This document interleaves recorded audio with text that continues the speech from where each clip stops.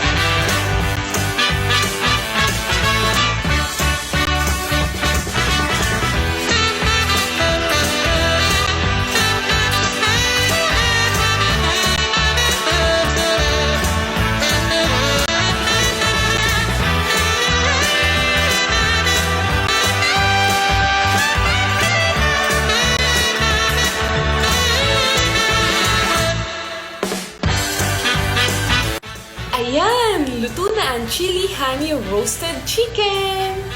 Tikman na natin itong ating niluto. Ayan, super juicy talaga kapag air fryer ang ginamit. Tapos, hindi ko na kailangan gumamit ng mantika. Eating, mga Beriwaps. Ayan. Enjoy!